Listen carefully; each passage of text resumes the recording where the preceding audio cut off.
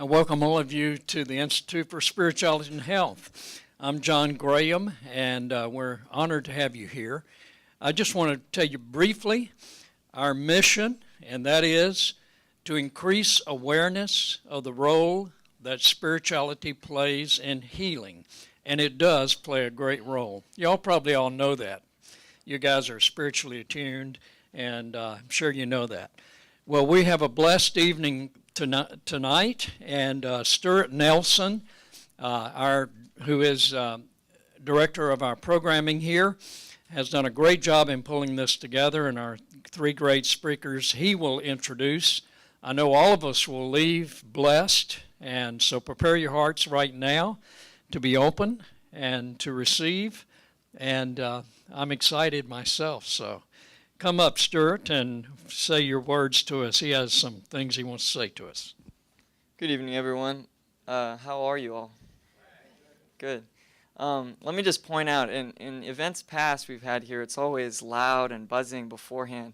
But get the meditators in here, and we have just a very peaceful, tranquil room before the program. It was noticeable. We all commented. I'm really happy to see you all here. This is a great turnout. You can feel the energy in the room, and I'm thrilled that all of you decided to come, and we hope that you enjoy this evening and come back in the future. So with that, I guess I'll introduce Uncle Lex Gillan. Uncle Lex has been a practitioner of yoga and meditation for 40 years. He studied with world-class teachers since the 60s. Mr. Gillan has been a full-time instructor since 1974 when he founded the Yoga Institute here in Houston, and that institute is one of the oldest yoga studio businesses in the country. He's taught more than 25,000 yoga classes, 175 10-day retreats, and 300 meditation workshops. Mr. Gillan now teaches at the yoga teacher training and the national certification course here at the Institute and in Santa Fe, and is on the faculty at the Institute for Spirituality and Health. He's a very important part of our team here, and we're blessed to have him. So can we all give a hand and a welcome to Lex.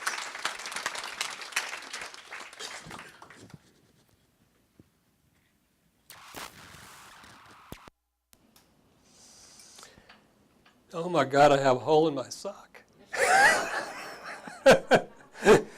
I was sure I did not have holy socks on today. Okay, so thank you for coming. Thank you for being timely.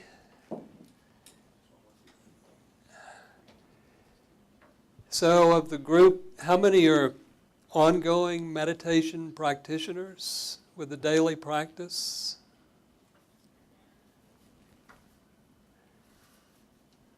So those of you that know very little, if anything, about meditation, first-timers? Okay, good. Okay, so we'll get into it. Generally speaking, there are two basic types of meditation, two kinds.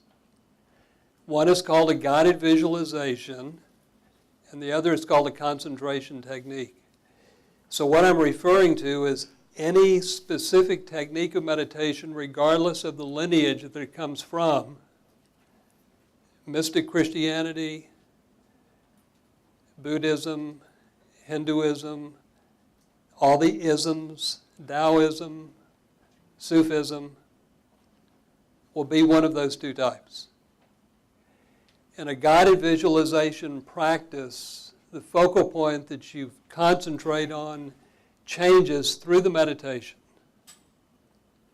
In a concentration technique, the focal point that you focus on is unchanging. So an example of a guided practice would be a prayer in the Western Christian tradition. An example of a concentration technique would be using a mantra. We take the same sound and just repeat it over and again. Both techniques work. Both are good. The guided visualizations focus more on opening the heart center, and the concentration techniques focus on cultivating one-pointedness of mind, laser-type concentration. So if you're right brain oriented, and you're into things like music, art, writing, anything creative, you'll be intuitively drawn toward a guided visualization practice. Conversely, if you're left brain oriented, and you're into things like mathematics, logistics, science, you could intuitively be drawn more toward a concentration technique. When we meditate, three things happen. Number one, the mind quiets. As the mind quiets, concentration deepens. Number two, and as concentration deepens, we begin to hear clearly the message of the heart. So at the end of the day, meditation really becomes a practice of listening. Having said that, you can't hear the message of the heart with a monkey mind. So all meditation techniques come back to this focal point of concentration to help quiet the monkey mind. So we're called human beings, but rarely are we being human because we're so busy doing other things other than being. So we should really be called human doings instead of human beings.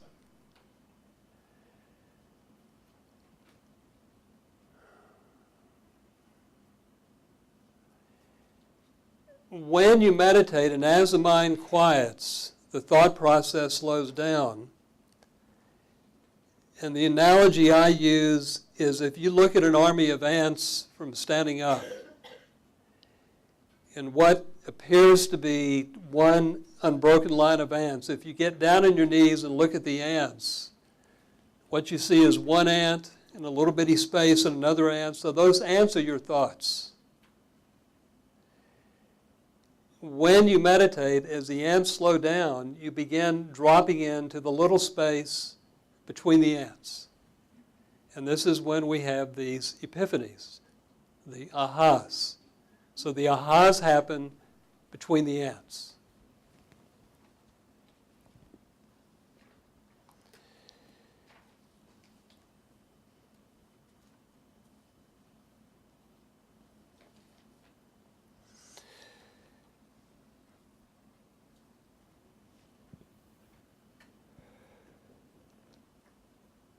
In the yoga tradition, there's a series of steps that we go through to help cultivate that awareness. So, in the historic teachings of yoga in Patanjali's Yoga Sutras, he laid out basically 8 broad steps that you work through. So I'll just take you through these very quickly. So they're called the 8 limbs of Raja Yoga, the 8 limbs of Patanjali. So limb number 1 and 2. Limb 1 is called the yamas, which are the abstinences, and there are 5 yamas, and these are things that you don't do, things like non-lying, non-stealing, and so on. Then you have the niyamas, which are the observances. So these are things that you do. So these basically make up what I call the 10 Commandments of yoga. These are moral purification. So you really begin first getting your moral life in order. Once you work on that and once you begin cleansing yourself internally, you go into limb number 3, which is called asana, or yoga postures. So the third step includes the whole body of hatha yoga. There are literally hundreds and hundreds of yoga postures where you condition your body so your body doesn't scream at you when you meditate. Limb number 4 is called pranayama. So pranayama means controlled breath. So after you stretch, you sit down in a formal seated position, and you do controlled breathing practices. And there are myriad counts and ratios and techniques. But there's a definite relationship between the rate of one's breath and the state of one's mind. So this is why breath control is so important in quieting the mind. If you're hyper and wired and upset, you'll often find that your breathing is erratic and uneven. Conversely, when you're calm and concentrated, the breath becomes almost non-existent, very shallow and quiet. Limb number 5 is called pratyahara. So pratyahara, you're sitting, you do the controlled breathing, you close your eyes, you turn your awareness inward, and you focus more on what's going on here and here rather than externally. So it's a shift from external awareness to inner awareness. Limb number 6 is called dharana. Dharana is concentration. So this is where you pick a specific technique that you're going to meditate on. So whatever wisdom tradition you're comfortable with, this is a method that you would use, whether it's a prayer, concentrating on the breath, any point of concentration. Limb number 7 is called dhyana. Dhyana is the actual practice of meditation. This is the running off process of your mind. So when you meditate, the mind doesn't really shut off, it just slows down. So as the mind drifts, you come back to step number 6, which is concentration. The mind drifts and you come back to 6. The mind drifts and you come back. The mind will drift 1,000 times, but 1,001 times you come back. And then limb number 8 is called samadhi, which is the final state of pure consciousness.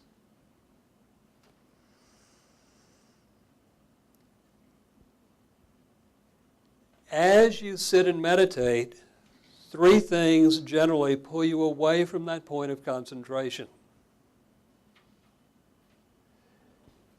Number 1, the sounds that you hear. The sound of my voice, the sound of the air conditioner, sounds inside or outside the meditation space. Number 2, sensations in your body. Sitting on the floor and suddenly your leg feels like a piece of wood and it's dead to the world. So you're focused on that. And the third thing it gravitates toward are these myriad thoughts that drift through your consciousness. So as you sit and you're focused on your point of concentration, sensations in the body, sounds that you hear, and other thoughts drifting through the mind. So it doesn't really matter what technique you use. You really honestly need to kick a few tires and just kind of see what works for you. And it's just really a process of elimination of practice and practice and more practice. Now, having said that, you do need to give each technique, whatever technique you're going to be working toward, time to work. So it's really unwise to shift continuously. Just choose a practice, stick with it for a while, and be fairly consistent with it.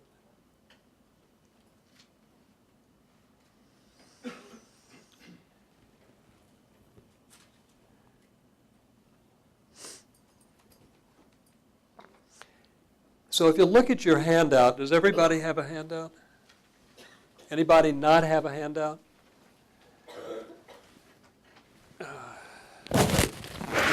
That's an old one. No, there's a box of them back here.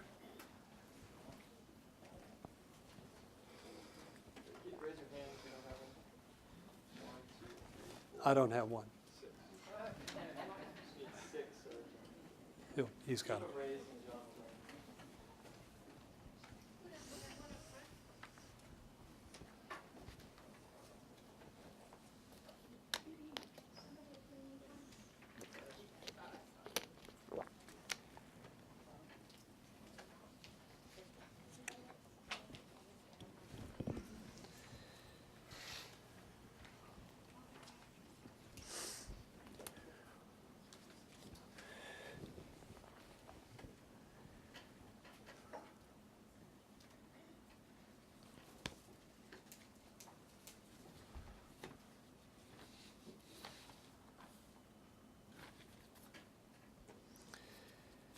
So what you have here may be a dozen different practices drawn from the different traditions.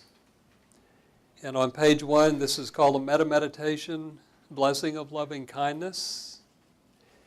And there are myriad iterations on this one specific practice. So classically speaking, you generally do this first. You say this aloud, you articulate it. And it takes maybe a couple of minutes to go through this. So those of you that have done my little training, how many people have been through the metta practice? A good many of you. So you know who did this, right? Huh? Who? No, Kathy. Kathy is here. So this is Kathy's iteration, Kathy Nunnally. So again, you actually say it. So you bless yourself first. Then you bless, if you go down to the 4th paragraph, you bless all of your family members. So you actually articulate their names and you go through the entire blessing.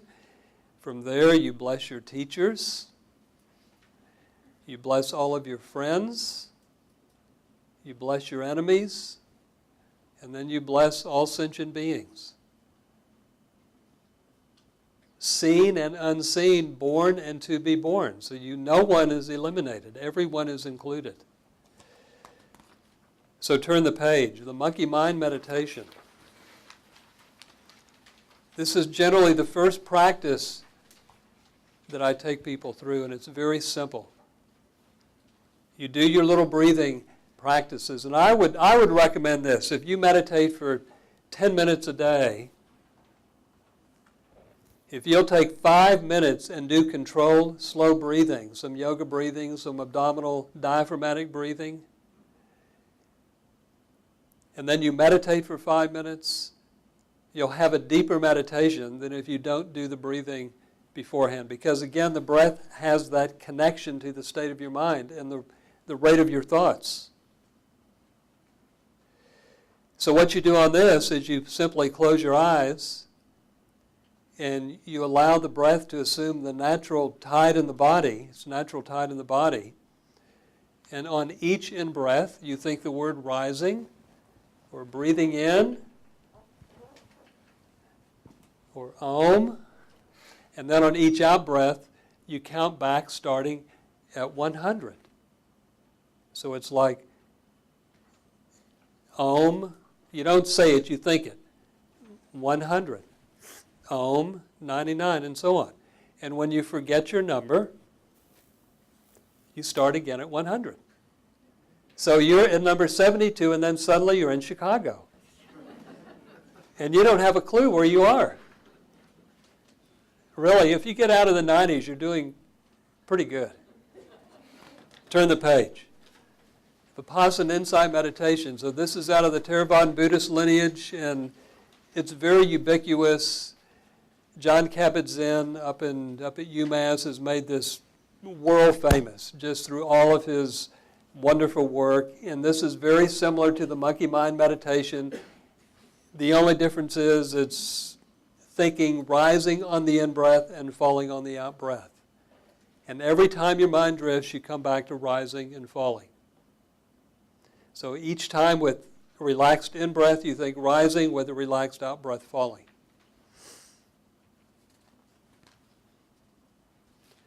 Turn the page again. Noting and labeling. So this is kind of the next step in the Vipassana practice, where rather than rising, falling,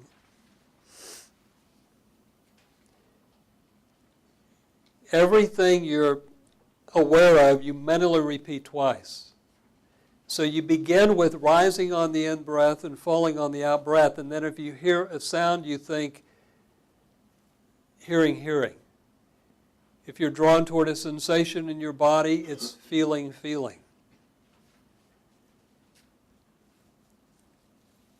If you're bored with the entire process, it's boring. If you become aware of some closed-eye vision that passes in front of you and you're suddenly watching the movies of your mind, seeing. And this becomes a continual stream of consciousness. It's a moment, it cultivates moment-to-moment awareness of whatever it is that's in front of you at the moment. Turn the page. Meditation on pain. I don't know what to say about this because it's exactly what it says, and this is like a 2-page description.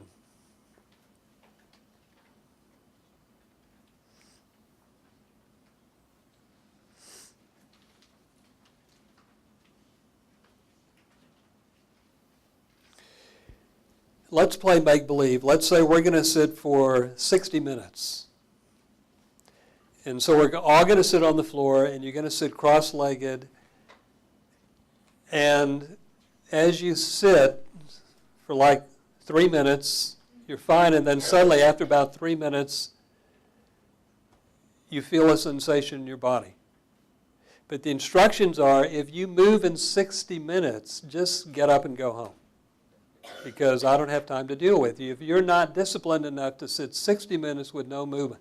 So 60 minutes with no movement, perfectly still. So 9 more minutes go by and little beads of sweat start forming in your forehead and you start shaking and vibrating and suddenly your leg is like a piece of wood. And you're totally drawn into that sensation. The first, other than pain, what is it you're going to feel? Your leg is painful, but the next thing you feel is anger toward Uncle Lex, because I'm the one forcing you to sit here with no movement. So what you do is you first give up the anger. You go through the mental process of releasing the anger and giving it to someone who's not attached to your anger. Give it to God, give it to your mother, whoever. Then you go back to the pain. So there are 5 little steps you go through in your mind dealing with the pain.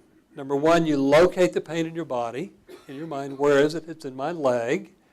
Number 2, notice whether the pain is stationary or does it shift from one part of your body to another. Number 3, notice if it shifts, how does it shift through your body? Is it liquid or is it solid?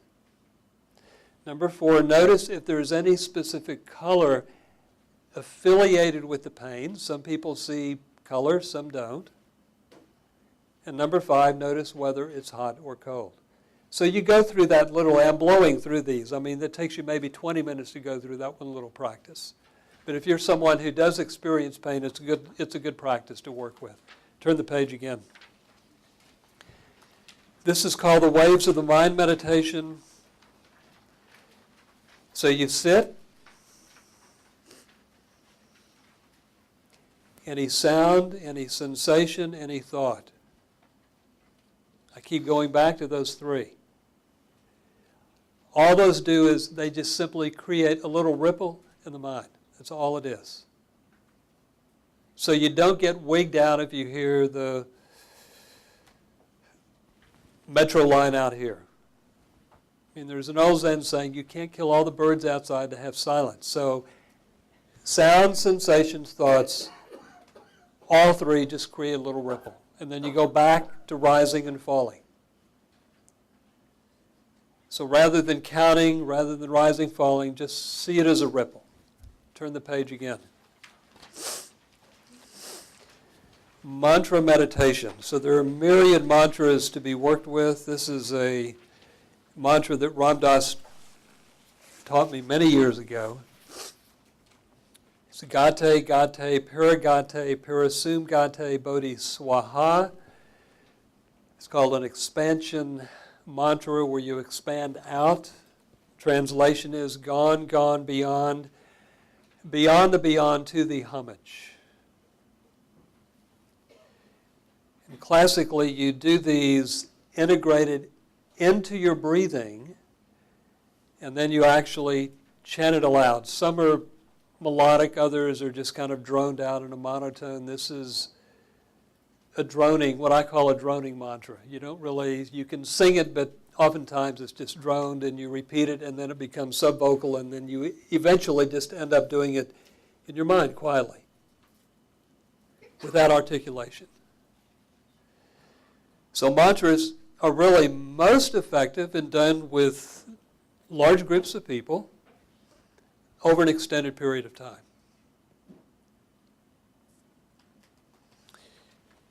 Turn the page again, expansion guided visualization. So this is pretty self-explanatory. You can actually take this. These are scripted out for you, so you can actually put them in front of you and just give yourself a heads up and guide yourself through this. So this is where you visualize a little tiny being inside of you sitting cross-legged in your heart center. And it's like an ethereal being. It's made of pure love, pure wisdom, pure light. It's not a skin and bones being. And then you let this being expand and fill your body to where your body simply becomes the skin covering their body. And then you expand out to where your head is over the roof of the building, your body is kind of floating in outer space, and then the whole city of Houston is in you. Then you expand out again until your head is in the heavens and your body is floating amongst all of the planets, and then suddenly planet Earth, the whole planet is in your belly. And then you keep expanding until you dissolve into the formless. And there's no inside, there's no outside, there's only light and space. And then once you go out, you have to come back. Turn the page. So what we're going through in about 15 minutes, really it's about a year's worth of teachings. So you do each one of these for a number of weeks. Conscious eating, wow, just read the 4 pages.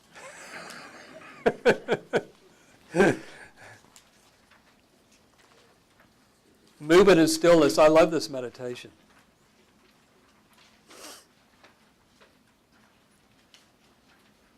This is where you're sitting. And let's say we're all sitting on the floor. You're just sitting in a chair. And I know, Bob and Ann, you're going to take people, I assume, through a practice. Yes. And everybody is sitting perfectly still. And that's external stillness. And you turn your awareness inward. And if you were to look at a room full of people meditating, they seem to be perfectly still. But you know what? The breath is moving through the body. You have the movement of the diaphragm. You have the beating of your heart. It's movement. You have the blood as it pulsates through your body. That's movement. You have movement of all of these organs inside of you. And what appears to be a room full of still people. You have all, and then mainly you have the movement of your mind. Oh my God. The monkey mind that never shuts off. So you have all of this movement happening in stillness. So this is called movement within stillness. External stillness, internal movement. There's always something going on inside your body. Turn the page. Prayer of Jesus. I love this little mantra. It's for those Christians. Lord Jesus Christ, Son of God, have mercy on me, a sinner.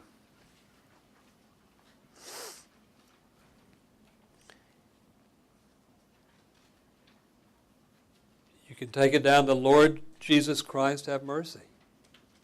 You can take it down to 3 words, Christ have mercy. You can take it down to 1 word, mercy.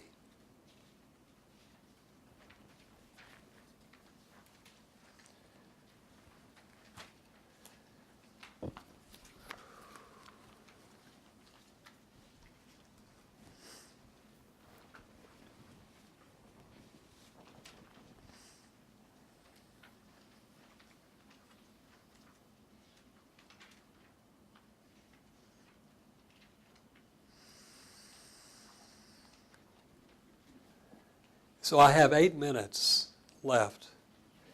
So why don't we do this? Why don't we come to sitting and just have your, if you're in a chair, just have your feet flat on the floor.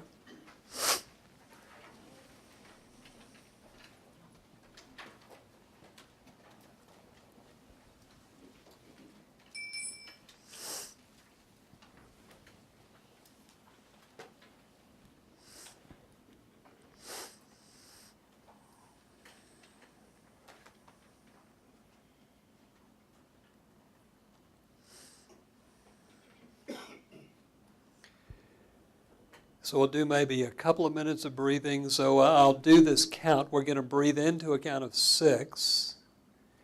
And as we do this breathing, if you'll do some diaphragmatic, deep belly breathing.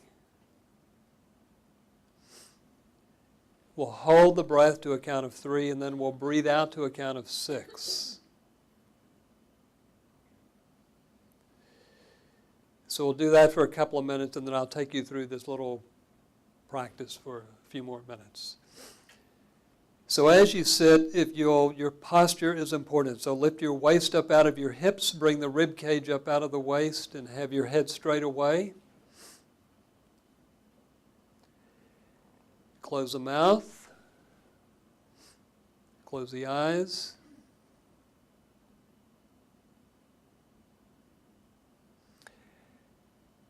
So exhale, breathe out and empty completely.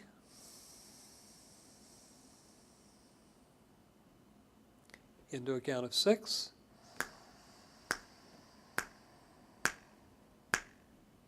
Hold. Out.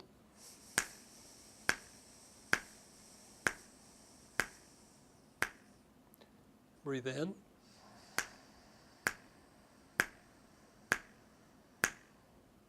Hold. Exhale.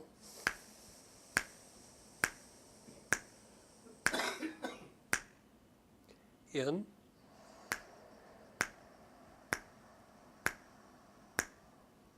Hold. Out.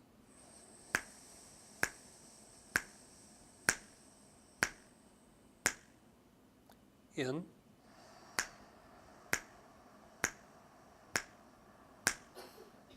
Hold. Out.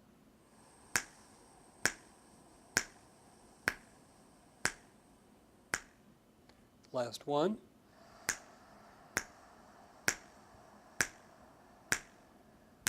Hold. Out.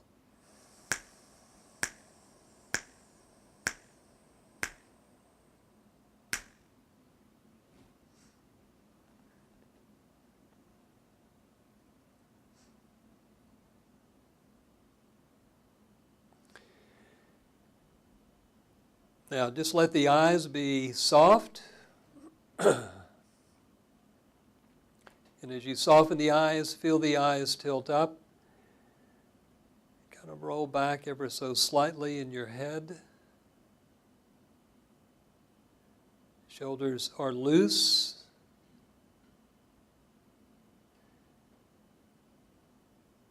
And let your belly be soft and easy. So you have an easy, full belly. A soft belly.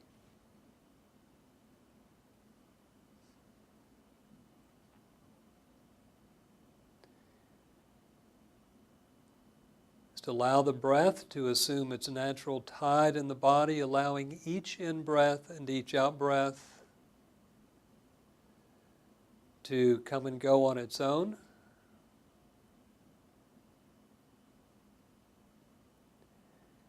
And with each in-breath, think the word rising. With each out-breath, falling.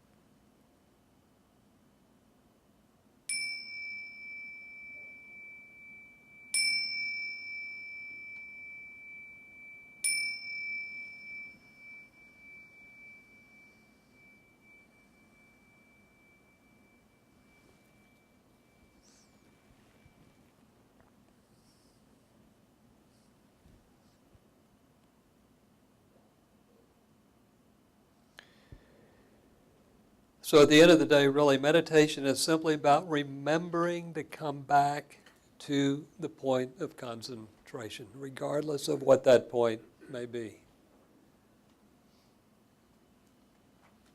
It's a practice of remembering. Remembering to be present, clear, aware, awake, open mind, open heart.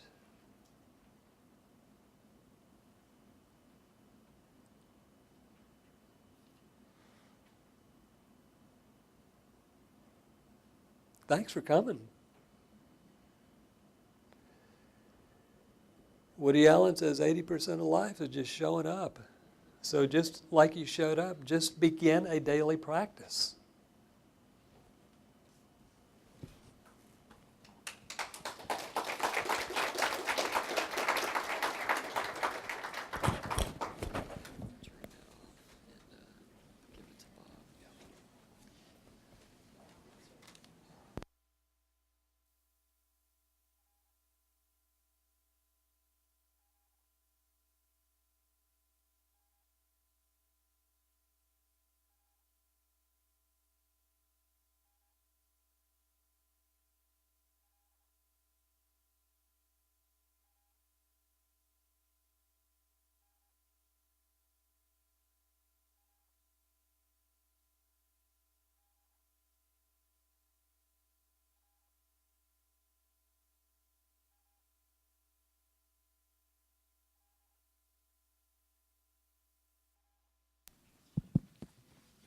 Thank you so much, Lex, for that general overview of meditation and giving us this packet of tools that we can take home with us. I hope you all learned something. The Gethsemane Trappist Monastery, at the time home to Trappist monk Thomas Merton, inspired our next speaker, Bob Hesse, during his 6 years of studying for the priesthood. Dr. Hesse has had many credentials, including being co-founder and president of the Contemplative Network, Incorporated, dedicated to interdenominational Christian contemplative prayer. Dr. Hesse is a vice chairman and faculty member of the Institute for Spirituality and Health, and an instructor at Rice University and the University of St. Thomas, where he just concluded a course on science and religion. Is that correct? Faith and science. He's a valuable member of the ISH community, and we're happy to have him here today. And after that general overview, we're going to dive into a couple of specific traditions. So think about how they're similar and different, and enjoy. Please welcome Dr. Bob Hesse.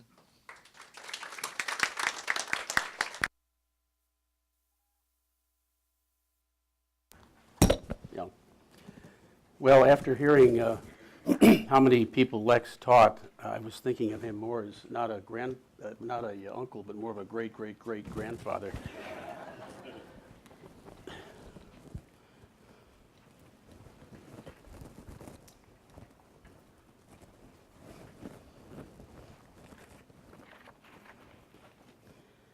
I told the guest master I'd like to become a monk. What kind of monk, he asked. A real monk? Yes, I said. He poured me a cup of wine. Here, take this. No sooner that I drunk it than I became aware of a crystal globe forming around me. It began to expand until finally it surrounded him too. This monk, who a minute before had seemed so commonplace, now took on an astonishing beauty. I was struck dumb. After a bit, the thought came to me, maybe I should tell him how beautiful he is. Perhaps he doesn't even know. But I really was dumb. That wine had burned out my tongue. But so great was my happiness at the sight of such beauty that I thought it was well worth the price of my tongue. When he made me a sign to leave, I turned away, confident that the memory of that beauty would be a joy forever. But what was my surprise when I found that with each person I met, it was the same. As soon as he would pass unwittingly into my crystal globe, I could see his beauty too. and I knew it was real. Is this what it means to be a real monk? To see the beauty in others and to be silent?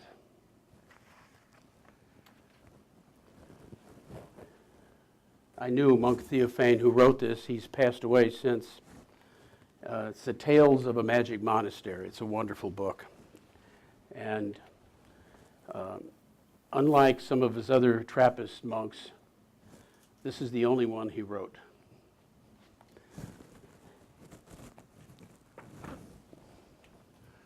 We're going to talk about the Christian tradition of this prayer practice.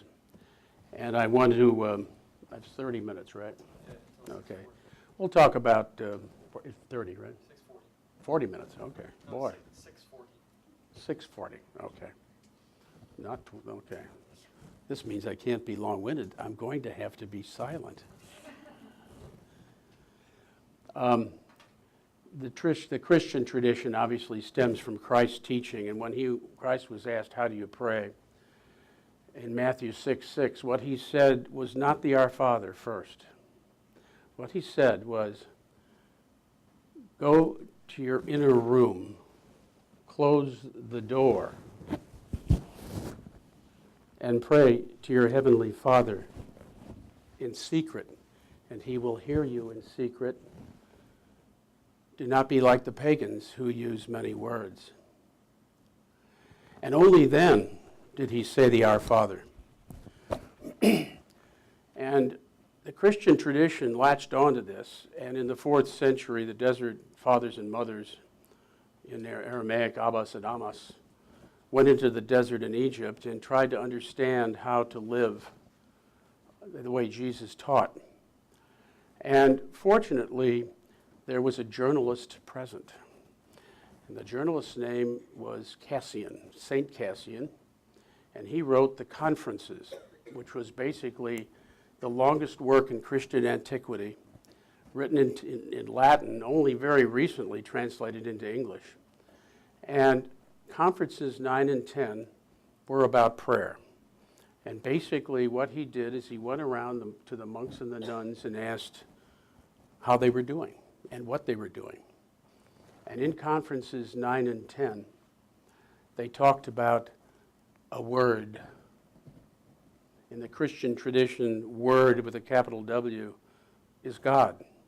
But they were talking about, give me a word. And Cassian was a contemporary of Benedict. And so Benedict actually lived a little bit later.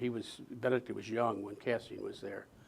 And Benedict took what he wrote and built it into the Rule of Benedict, which became the guidelines for all the monasteries and convents in the world.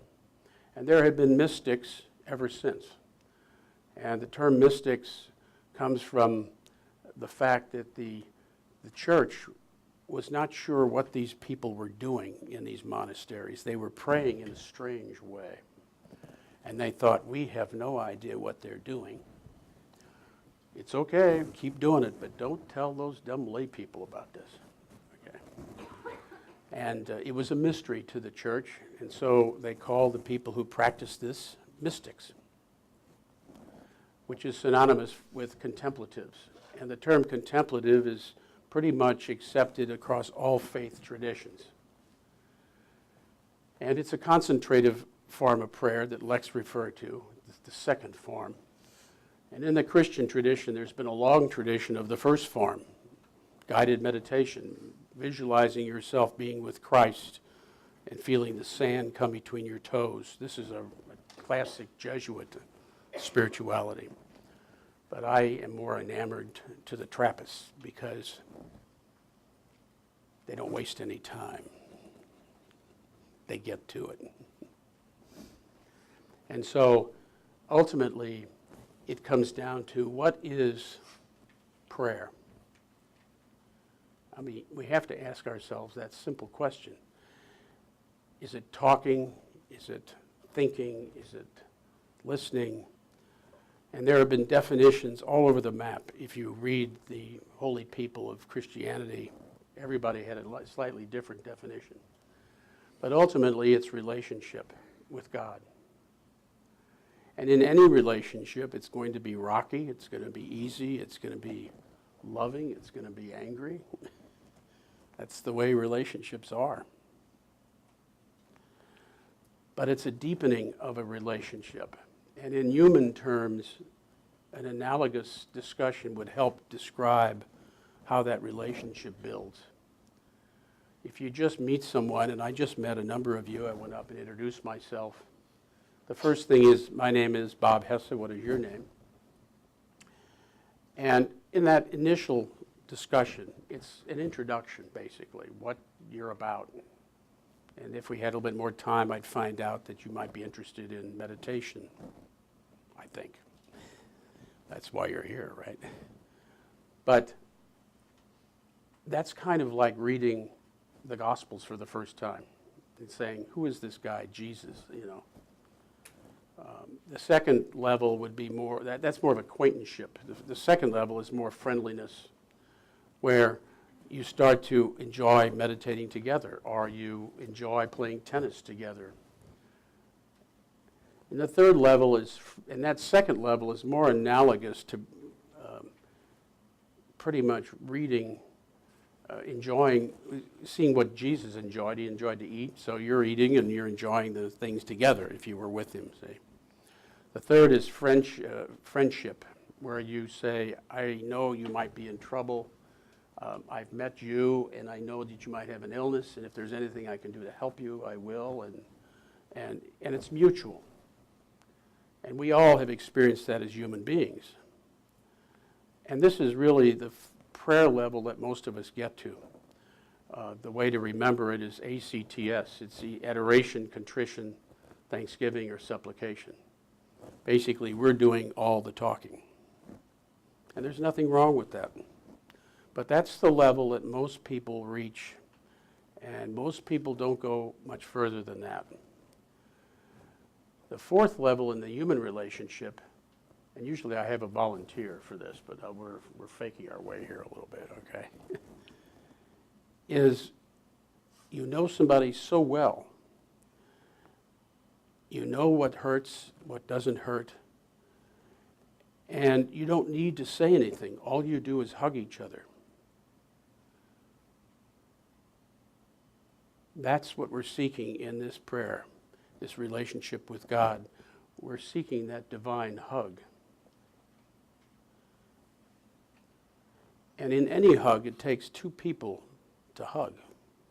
You can go out like this, but unless the other person is ready, that's not going to happen.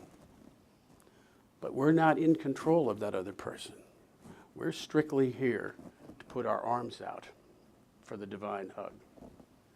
And so the question is, how do we do it? Now, there have been books on this subject. One of them is Open Mind, Open Heart by Father Thomas Keating, and there are books in the back, if you want to get those, with a DVD of this, kind of a summary of this class we just got done teaching on convergence of science and religion. This is the original one. Lex, being the great-great-great-grandfather, actually was at the first retreat with Keating on this subject. Keating is the heir apparent to Merton. Merton never really talked about a methodology, but Keating nailed it. And it's basically a learning process that was learned from other traditions, but historically grounded in Christian tradition and the conferences and the Rule of Benedict, etc. So there's a very solid traditional foundation and a theological foundation. And basically what it is we're building this relationship with the Holy Spirit that dwells within us. And we're seeking to embrace that Holy Spirit within us. Now, I'm a Catholic deacon. I wear this with liturgies, but it's a monastic cut. That's why it has a hood to go to the inner room and long sleeves to hide your hands and to be quiet. But this dance with the Holy Spirit is something that we can't force. We can only be present. and open ourselves up. And there are over 40,000 Christian denominations. I obviously can't speak for all of them. And once we enter this silence, there's no dogma. So I've taught this to the Baptists, the Episcopal, the Quaker, the Orthodox, Catholic, a whole series of different Christian churches, and the Vineyard Church, the non-denominational, because in that silence there's no dogma. But in terms of understanding this, I can say that in my tradition we believe that the Holy Spirit dwells within everyone regardless of their faith belief, and that everyone can go to heaven regardless of whether they're Catholic, Christian, or even theist. So we're not out there to try to convince everybody of our way. That is not the issue. But I say this because once we've done the dance with the Spirit within, and we recognize that indwelling God, then almost spontaneously we dance with the Spirit in others. As Monk Theophane said, the crystal ball embraces everyone. And so it becomes much easier to be loving and good because it's not something we have to think about as much. Okay? Now I realize this sounds a little strange, but once we practice this, and we'll practice it for 15 minutes, here's the method. It's very simple, but profound. First, I'd like for everybody to sit up straight with your feet flat on the ground, and those who are sitting in the lotus position, wonderful. I wouldn't try it myself. I don't think I could get up. Okay. Put your hands on your knees, and as I explain the method, close your eyes. Now you're going to pick a sacred word or an image, which is going to be a symbol of your desire to be with God. Make it one syllable, preferably no more, maybe two at the most. Have it be a word that doesn't generate thoughts on its own. It might be God, but that might generate a lot of thoughts. It may be peace, spirit, Abba, Amma.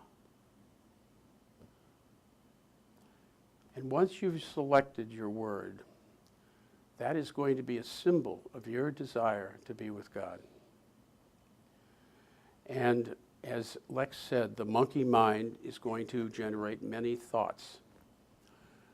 The key to this is to remember that we are not our thoughts. We are more than our thoughts. So every time, and this is absolutely the heart of the prayer, so listen up. Every time we become aware of our thoughts, or become aware that we're engaged in our thoughts, we gently, ever so gently, return to the sacred word and gently let go of those thoughts and return. Now, you may have 1,000 thoughts. That is not a measurement of whether you did a good job on this prayer. Whether you have 1 or 1,000, every time you become aware of your thoughts or become aware that you're engaged with them, you return ever so gently to your sacred word. The thoughts could be many things. The thoughts could be, did I turn the lights out? Or I picked the wrong word? Or I hear that clock? Or someone coughed? All of those are treated as something that we gently let go and return to our sacred word. The profoundness of this practice is that we are saying that we are letting go of our most profound and most cherished possession, our thoughts. We are letting go and letting God by letting go of our most profound possession. And we're doing it gently, and we're not going to be hard on ourselves. I take it you all have your sacred word or image. I'm going to start with a psalm phrase, and I'll first hit the gong once, and then I'll do the psalm, and then I'll hit the gong 2 more times. And at the end, I will hit it 3 times at the end of 15 minutes. And then I will say the Our Father in the Christian tradition, but do not say it with me. And by the way, the sacred word or image, you do not say that. You just think back on it. And when you hear me say the Our Father, get the sense of the pace. Because once we've gone deep into this prayer, which takes practice, 20 minutes a day, twice a day, then it becomes easier each time.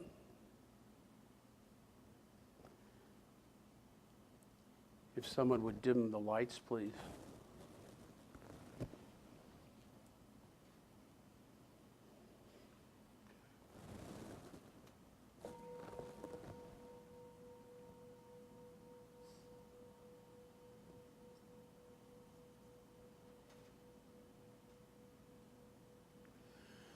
Be still and know that I am God. Be still and know that I am. Be still and know. Be still.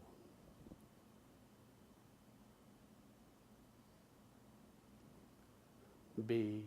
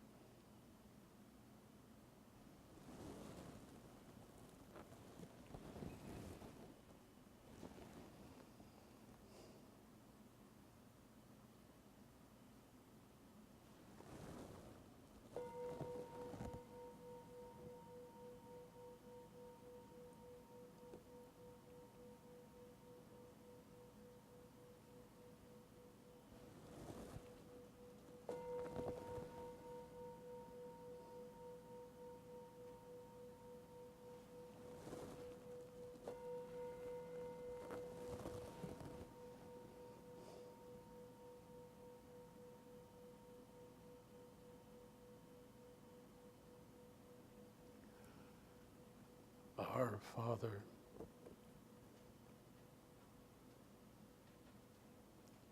who art in heaven, hallowed be your name. Your kingdom come, your will be done, on earth as it is in heaven. Give us this day our daily bread, and forgive us our trespasses, as we forgive those who trespass against us. And lead us not into temptation, but deliver us from evil. For yours is the kingdom, the power, and the glory, now and forever. Amen.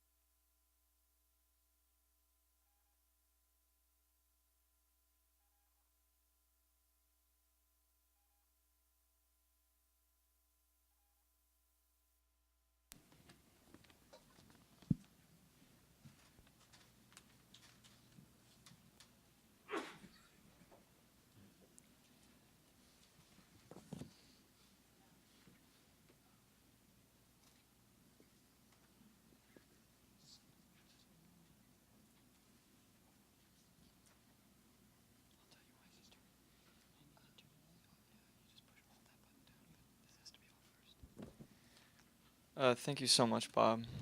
Anne Klein, founding director and resident teacher at Dawn Mountain, has practiced, studied, and translated extensively in 3 of the 5 Tibetan traditions. She's professor of religious studies at Rice University in Houston, Texas, here, and the author of 4 books and numerous articles. Dr. Klein has been a practicing Buddhist and a student of Buddhist thought since 1971. Dr. Klein earned her master's in Buddhist studies from the University of Wisconsin and her PhD in religious and Tibetan studies from the University of Virginia. In her Dharma teachings, she emphasizes the need for embodiment in meditation practice and for an awareness that encompasses cultural as well as personal insights. She has since 1998 been developing and leading Buddhism and the Body workshops with Phyllis Pei. These have been offered in Berkeley, Houston, the Esalen Institute in Big Sur, California, and Arizona. Anne is married to Harvey Aronson, and they have been traveling the path together since 1970. Let me say thank you again to Bob, and if you could all give a very warm welcome to Dr. Klein.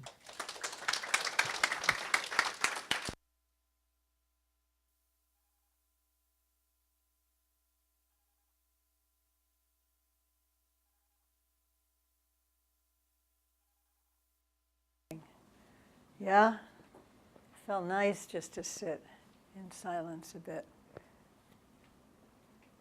after that very rich presentation. It's very interesting. Do you agree that it felt good to sit in silence for a bit? It's very interesting that that is the case, is it not?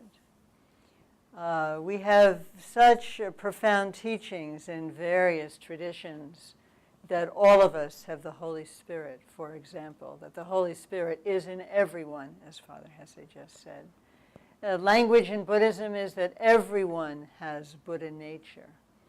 In other words, everyone, many traditions have ways of saying that everyone has some profound capacity and quality and potential, which becomes a little bit more evident if we just let ourselves be for a bit, because it's there. It's like the ocean stirred by the wind, but if the wind dies down, the ocean will just become a place of shining and restful, gentle undulation, because that's really its nature. It's just something else that tends to disturb it, and it is easily disturbed. So we too are, I think we all know this about ourselves, we're easily disturbed.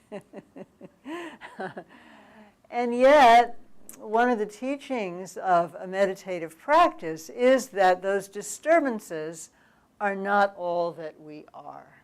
That's a very profound thing to learn. And we've heard different descriptions this evening about the value and importance of being able to let go. Let go a little bit. But it's hard to let go, isn't it? We have all these things we want to think about. We want to go on Facebook, dare I say. The mind enjoys, what the mind likes to do is spin and devour information and objects, and the mind just likes that. Perhaps you've noticed this. And what it takes to bring us to our cushion or our meditative seat, to our practice on a daily basis, is ultimately some kind of deep love for what we really are, the ocean of our being beneath the waves. Not really beneath, because the waves aren't actually any different from the ocean, but somehow when we get all excited about certain waves, we forget the ocean of what we are. So I want to say a little something about the importance of love in our practice. It really underlies and motivates everything. Oh.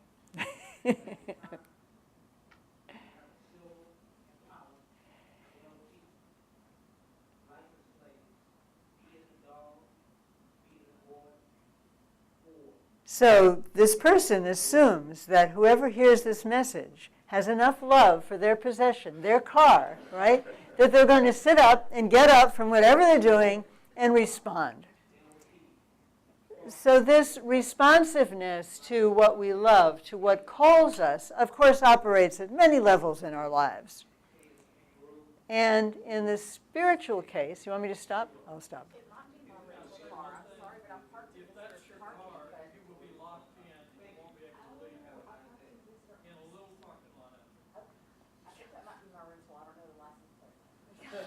Good luck. Okay. Now that's interesting. Somehow I assumed that that speaker was talking to somebody else, not us. It's another kind of assumption that one tends to make. But this information, really, this teaching, this experience that we all have of just letting be, whether it's on the beach, taking a nap with your cat, with your lovebird, just being at rest, we tend to notice that something more exquisite comes forth than we otherwise might connect with. So at the very heart of the path is a deep intuition that this is the case, against much evidence to the contrary, no doubt. Some sense that there is something within us that we can, in fact, access, we can develop a relationship with, we can get to know it, we can make it stronger and more central in our lives. And we do this through a threefold process, at least this is how Buddhist traditions speak of it. We don't automatically sit on our cushion and drop into the most profound state of concentration and prayer after a day running through the maze of our lives. It takes cultivation. It takes practice, as we've already heard. It takes practice. It takes dailiness. So a few words about some of the processes that we go through as we cultivate meditation. It's very helpful. I can talk about 3 phases of learning, reflection, and meditation. So learning means learning something like the pages that Uncle Lex kindly handed out for us. It's very helpful learning about the basic structure or belief or themes in whatever tradition you are following, because that cognitive knowing will help hold you Why does it make sense? Why should I develop one-pointed concentration? I don't want to. Well, because it will help me settle down and give me access to something that is deeper me, deeper in my nature than I otherwise get access to. Or because I love God and I want to connect with the divine. And that can only happen if I rest a bit and give up some of my more negative ways of dispersing my energies. It's helpful if the practice that we're doing actually makes some kind of sense to us. It's one reason, I think, why there's so much interest nowadays in science and faith, or science and meditation. Meditation is actually good for you. A lot of science now, it actually boosts your immune system. It allows you to heal faster. Your telomeric health, the telomeres that are indicative of many, many issues of health, stay longer. They're getting shorter is a sign of deteriorating health. You read all about it. It's all over the internet. There are a lot of positive effects for meditation, of meditation on your body. So there's some learning that's important. Read some of the literature of your tradition. Read some literature about meditation. Then also there's the thinking about, what does this really mean to me? It gets a little more personal. Well, it means that I might have to reduce my TV time in the evening in order to make room for meditation. So that means I'm going to think a little bit about my values, my priorities. And when I remember this great love that I really do have for coming to know what is most exquisite, most divine, most encompassing in my universe, then okay, I'll turn off the TV a little earlier. And it's hard, because there are other things that we like a lot also. And then finally, of course, meditation itself. The love of what is possible for us can take us a long way in meditation. And this love expresses ourselves in meditation itself, expresses itself in the very act of attention. So I'm going to name 3 areas of meditation, some of which we've heard. There is the cultivation of attention, often called mindfulness, focusing, presence. All of these words mean we are attending, we are here. Paying attention is an act of love. How do you feel when somebody looks you in the eyes and settles down and just really listens to what you have to say? It feels incredibly good.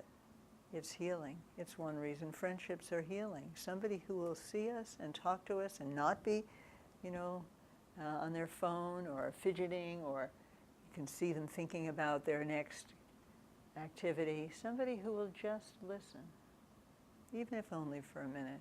It's precious.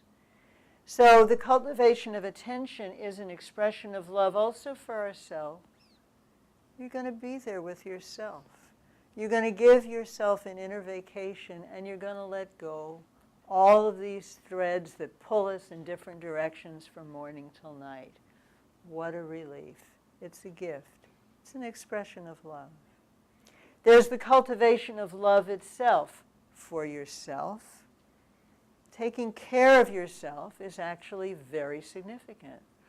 And recognizing consciously how passionately you want what feels like it will bring you happiness is very, very important. It's not selfish to recognize how much you want happiness, because that tells you something about how everybody else in the room feels. There's a famous sutra from the early tradition of Buddhism in India. King and a queen, I often tell this, the king and a queen are walking together, and the king says, when I think of all the living beings throughout space, he's being very majestic, I realize that there is no one as dear to me as I am to myself. Not the romantic interlude you might have been expecting. But this is how meditators talk. We try to be honest. we try to look at our real feelings. And they're not always that pretty. They're not always politically correct. But we have to go in there and see what's actually there in order to move past it. You have to go through the breakers to get to the open ocean. You have to go through your own.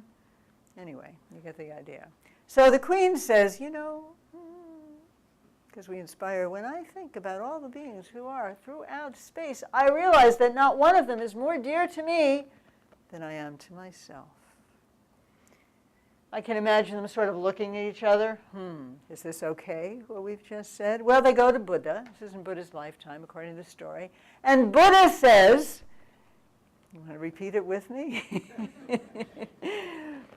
These teachings were memorized. They weren't written down, so you always get a lot of repetition. But I think it's worth something. So Buddha says, the Buddha, the great archetype of being, compassion, wisdom, says, you know, when I think about all the living beings throughout space, which a Buddha is considered capable of doing, I realize that not one of them is more dear to me than I am to myself. But he doesn't stop there.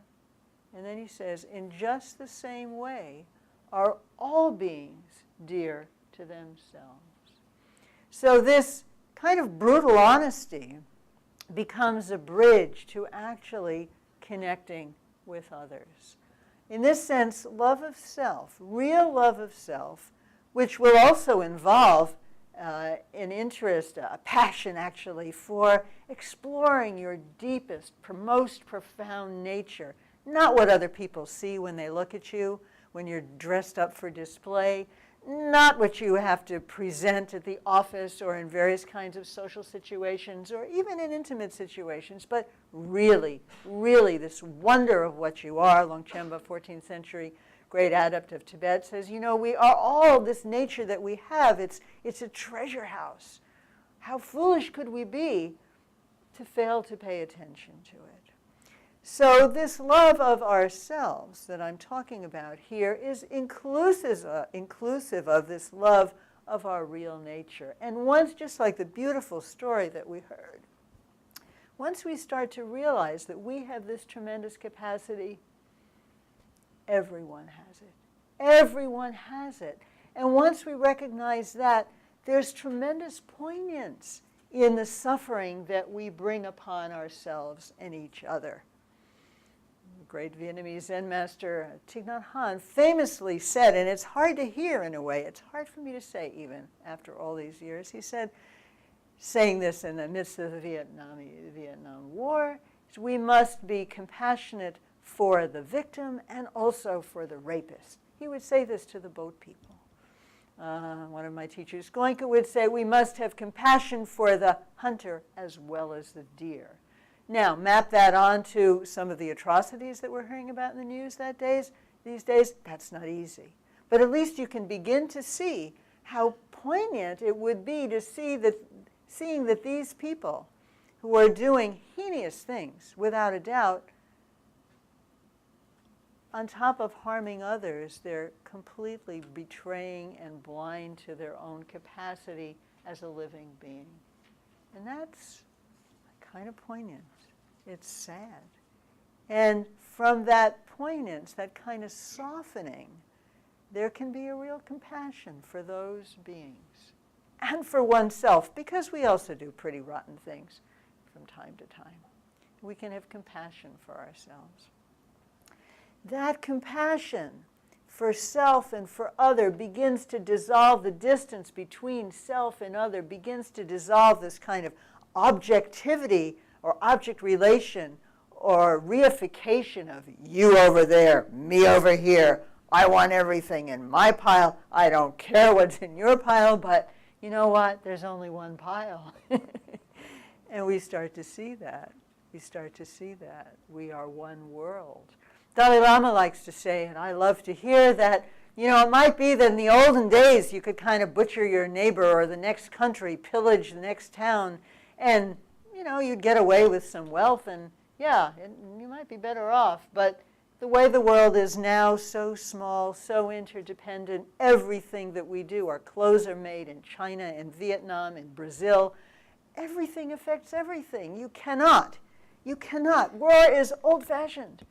You know, we cannot devastate our neighbors on this planet without that devastation coming back to us. So compassion for oneself opens to compassion for others, which really, if we think about it, begins to dissolve the false boundaries that we create in our lives between self and other, good and bad, and opens to wisdom.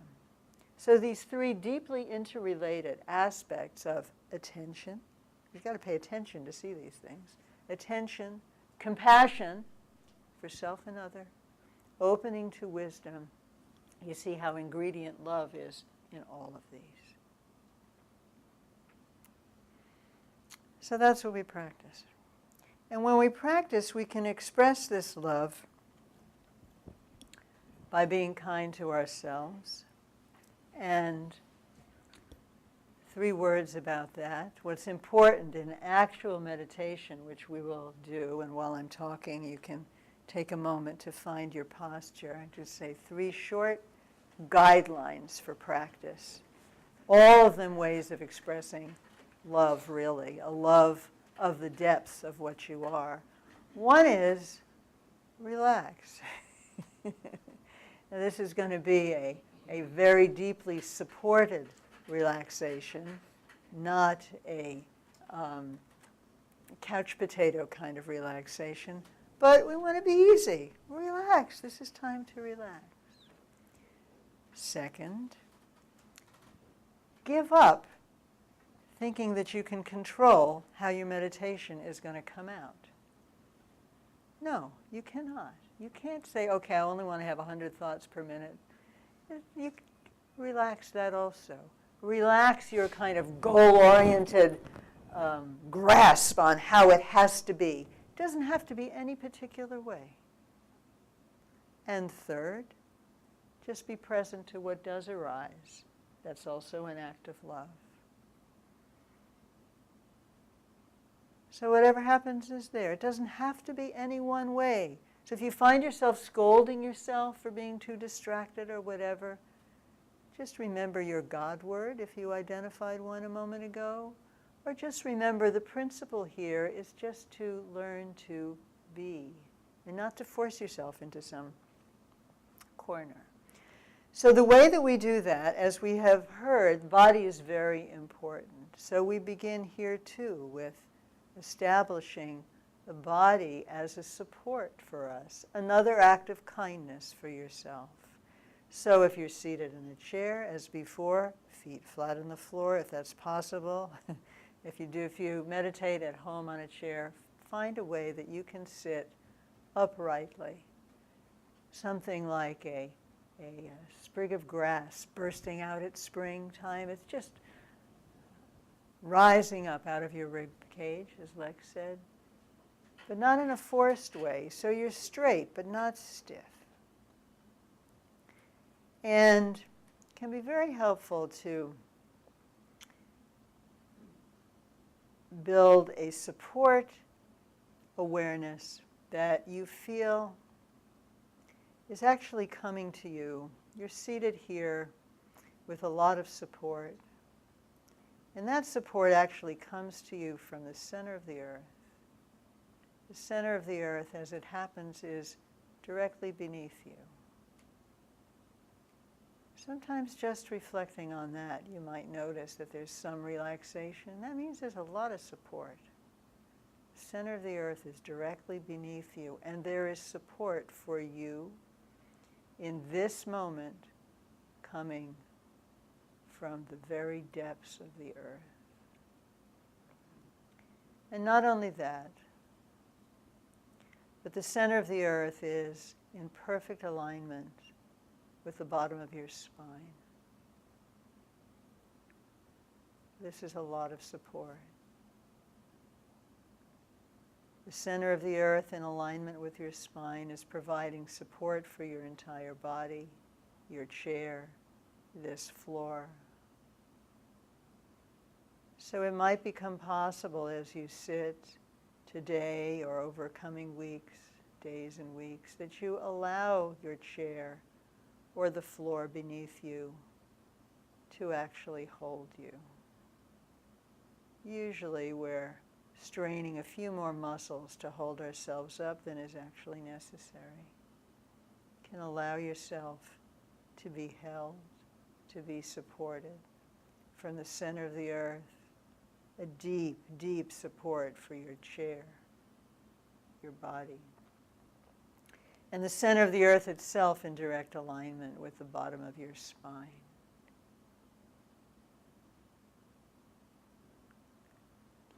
And that alignment continues through your navel, the center of your abdomen, the navel center, what you would experience as your center of gravity, a very deep place in the body. And this too is supported from the center of the earth. This alignment in your body is actually natural to the way your body actually wants to be. You're not artificially superimposing anything. With all of this support, your heart may also relax, because this alignment moves from your spine to the center of your abdomen, also through your heart center, not your physical heart, but the center of your upper body. A relaxed heart has the possibility of opening, being comfortable and easy. Feeling this support can bring ease to moments of emotional stress, because the body will translate this physical sense of support into a sense of emotional support, and we all need that. And the alignment continues past your throat, your crown, and even to the apex of space.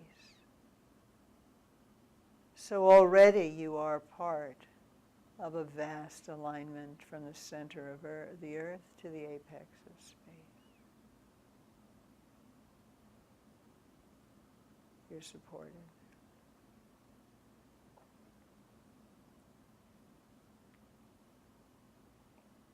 And gently place your attention on your breath. Just continue breathing in whatever way is most comfortable for you. Letting your attention gently rest on your breath. And simply be present to the sensation of your breath moving in with your inhalation, moving out with your exhalation. Whenever you notice that your attention has wandered elsewhere, you gently bring it back. So we'll just continue, sit here breathing together for a few minutes in silence.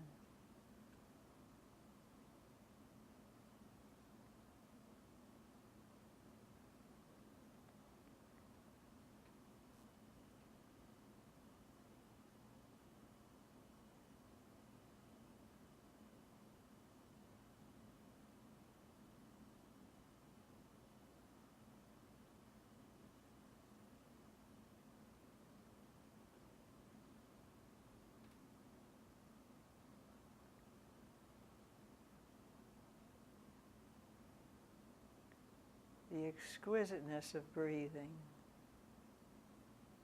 the refreshment it brings. Just feel that energy coming into your lungs.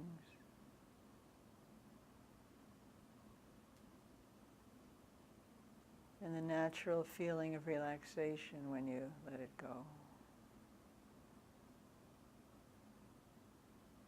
It's a miracle.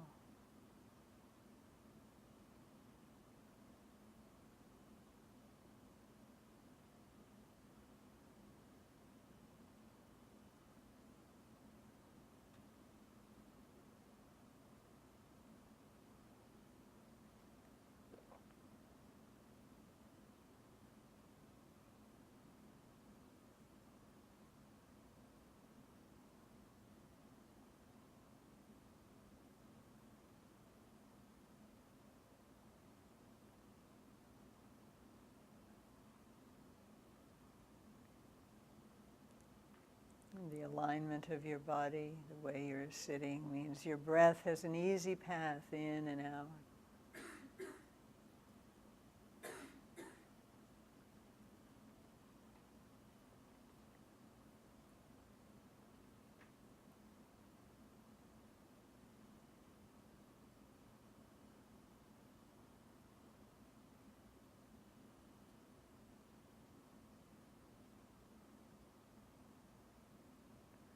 Remember, you can't control how your meditation will unfold. You simply are showing up for it. If your mind has wandered, you just bring it back. It's no big deal.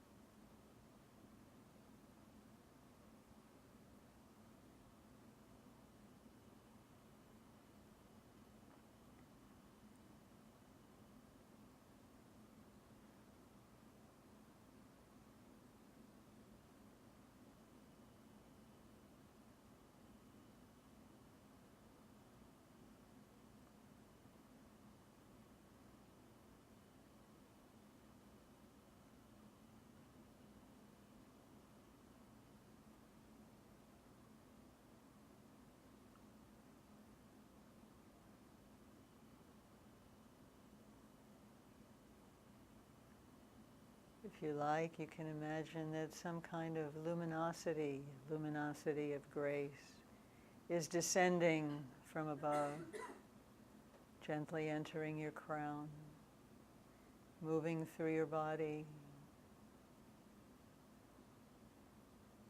dissolving any difficulties, light integrating with your being. And all of this occurs as you continue to be aware of your breath, your body lighting up.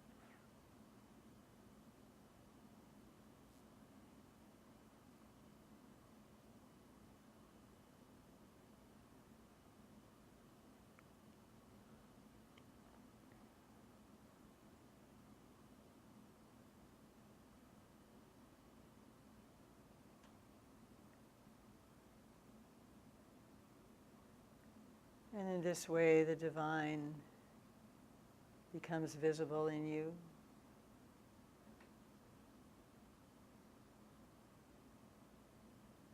And you practice with a sense of being divine, luminous, and at the same time with enormous humility for our foibles as a human being.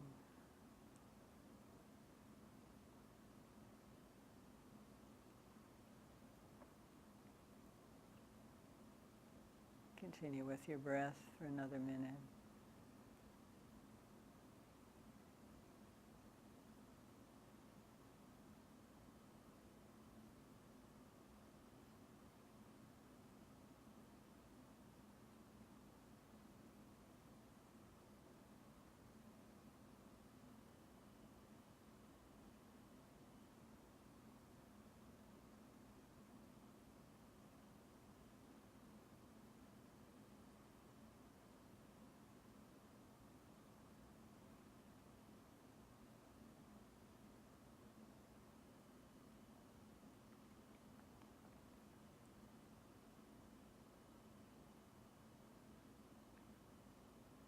And very gently, with your next inhalation, let your attention rest at your heart.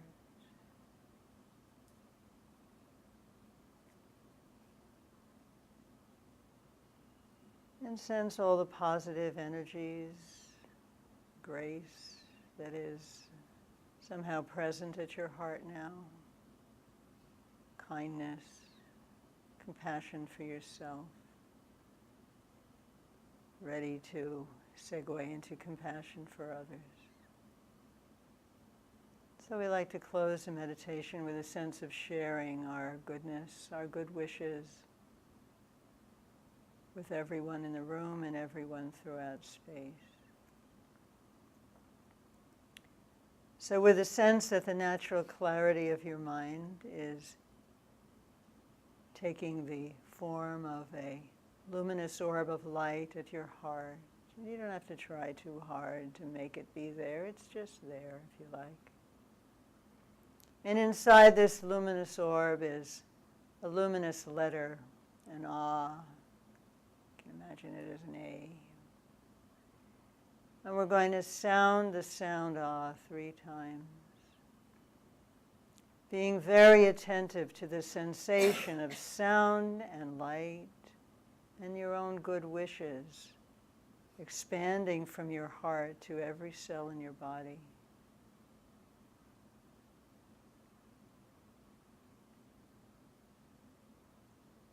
The first ah.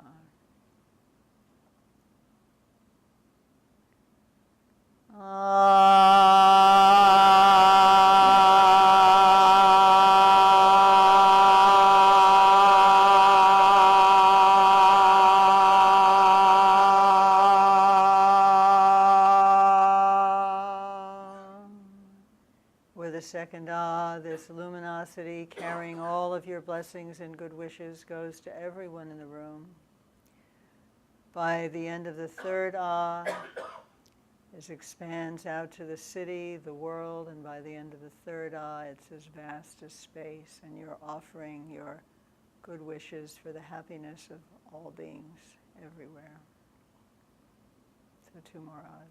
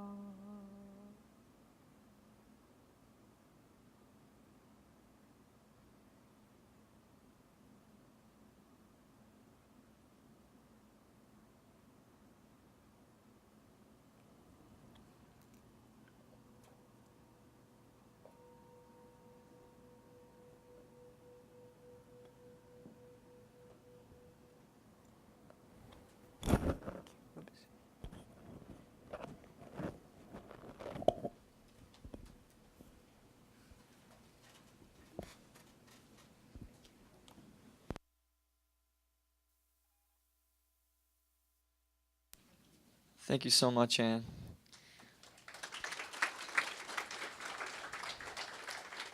So we have about 15 minutes left, and I'd like to give you the opportunity to ask some questions.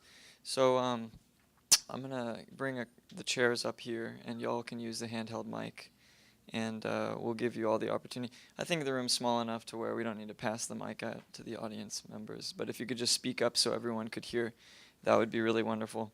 And if you have someone in particular you're asking a question to, if you could let them know, and then, or you can ask a question to everyone, and that's fine too.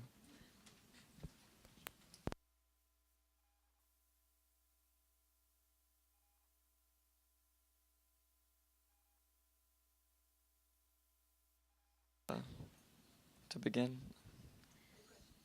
Yeah. You mentioned that the chanting works in a group, so can you explain why? Because it felt very powerful. Why is it only powerful in a group? So the question is why Lex mentioned earlier that chanting is effective in a group, and she's curious why that is. Well, there's more energy, as we experienced. That's really the reason. If you have a group of people, there's just more juice put into the sound and the mantra. Now, having said that, people do practice mantras, as in transcendental meditation, by themselves. So, but if you have the opportunity to work in a group with a mantra, I think it's better. Either of you want to touch on, group chanting versus individual practice? The normal resting heart rate is about 80 beats per minute. And so music is very soothing because it matches the heartbeat. That particular Tibetan singing bowl is 83 beats per minute. So part of it is physiological as to why music is that way. And chant in the Christian tradition was meant to bring you into that rested heart rate. It's physiological and spiritual. There's also a sense of community that grows. We are all literally vibrating together, and that gives rise to a certain sense of support and fellowship. Thanks. Go ahead. It's about technique respiration. I know that we should focus on inhaling and exhaling as the basic physical part of meditation. But I've noticed that sometimes when I stop breathing and when I'm relaxed, when I'm 5-10 minutes into meditation and I stop breathing, and I get this very twinkish, this energy thing that fills my body. It feels very intense to the point that it's sort of like I need to wake up, make me shiver a little. Is that something wrong that would deter me from getting into a deeper state of meditation, or is that something positive, or should I not do that? And should I continue breathing all the time within meditation? So he's asking, sometimes when he's meditating, he gets this sort of full body, really intense kind of feeling, buzzing feeling. And is that indicative of a problem, or is there a way he's practicing that he could improve upon, or is that something that's normal? Or any of you want to touch on that? So it has to do with breathing technique. It's your technique. Well, you'll remember to breathe. I mean, when you meditate, the breath does become shallow. The very thought, oh, I'm not breathing, is a thought that will start the breath again. So in yoga breathing, and I'll just tie it into the yoga tradition, the deeper you breathe, the slower the breath, and you actually breathe in 8 times the amount of oxygen per breath, each breath, as compared to what's called inverted or upper chest breathing. So you actually extend your life. I'm not directing it to meditation, but just through complete yoga breathing. If you follow me through, you're taking fewer breaths, so you live longer. See, I'm actually 96. I just breathe slowly. I used to say I'm 66, but I really am, and it's not so fun anymore. So.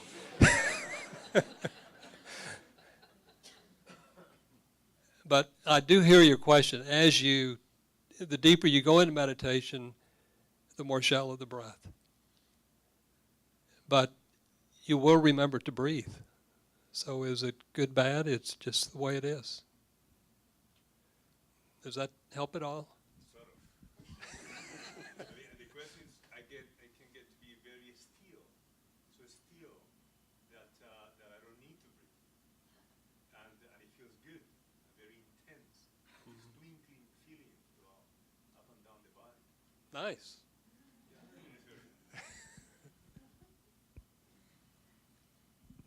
Anyone else? Yeah. Question about the long-term health outcome and the meditation. If you look at the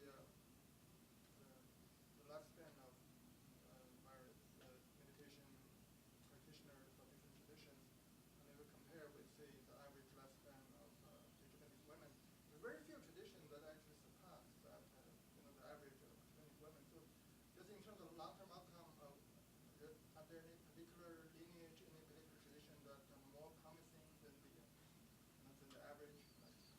So he's asking for longevity.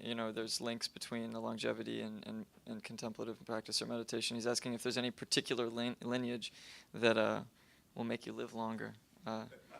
Do Do any of you have anything to say about that?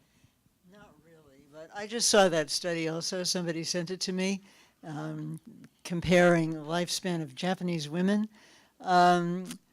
There are, in Tibet, there are certain practices that are considered to be long life practices, and I don't know of any study, and not that many people do them. They're advanced practices. I don't know of any study that surveys how that pans out for the larger population.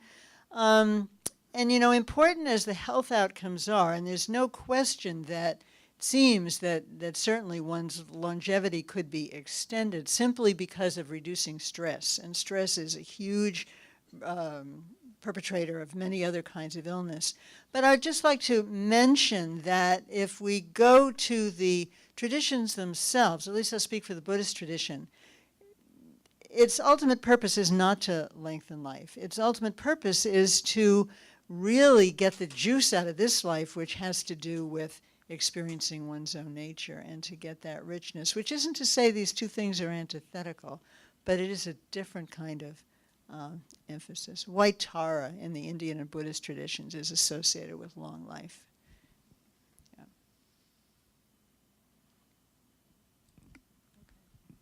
Anyone else have a question? I know there's that one person that's dying to ask a question but is too shy to raise their hands. So now's the time.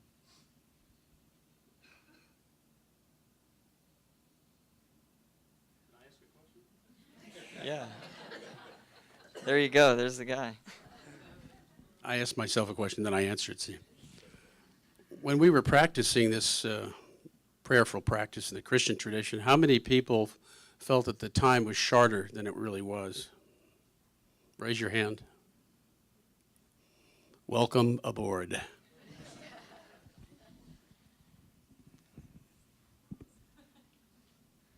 Okay, well, I guess that's it. Oh, yeah, there we go. About the heartbeat, concentrating on the breathing as opposed to concentrating on the heartbeat. When I'm meditating, my mind also drifts towards concentrating on my heartbeat each time. So when I do the counting the heartbeats, is that okay? Is that technique, or should the concentration be only on the breathing?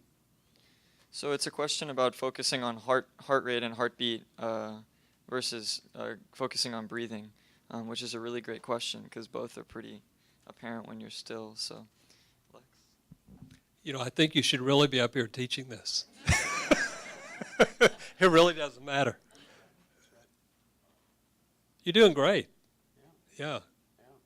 So why did you come? Yes.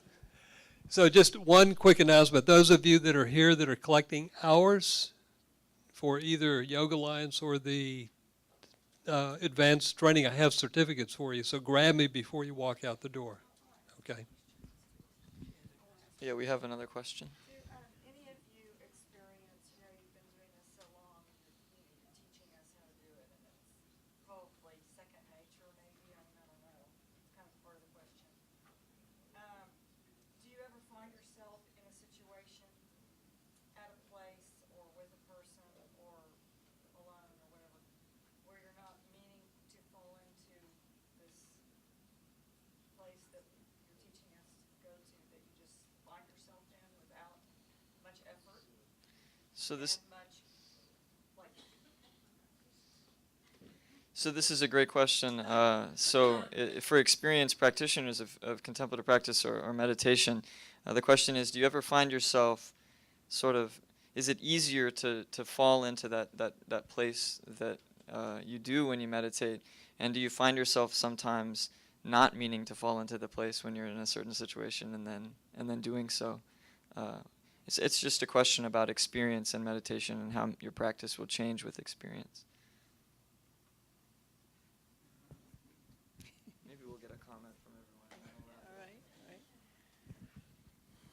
Certainly through practice, the qualities that one is cultivating become more available. So there are multiple qualities like compassion. So maybe instead of feeling furious that somebody has done such and such, I think, oh, So that quality of compassion may come a little more frequently than it used to. And depending on the tradition, I mean, in the Buddhist traditions, really, one is seeking to be always in that state. It's not a question of falling into it. One is seeking to be always in a state of presence, and that is not so easy. But that's very much the purpose. And, it's humbling. You practice and practice and practice, and then things just draw you off, and then you laugh, and oh, okay, so I'll go and practice some more. It's not it's a gentle curve, but definitely there's something more available for you over time in different lines of access, I would say. I'll defer to my wife. I don't know. Nanoseconds in moments. Yeah. Some longer, some shorter. Practice, but with practice, yes. I find myself at a stop sign with my foot on the brake and doing it for a minute between light changes. I do not do it at 60 miles an hour. Well, thank you all so much, and thank you for coming. Before I hand it over for John for some final words, I just wanted to let you know that there are some materials at the back.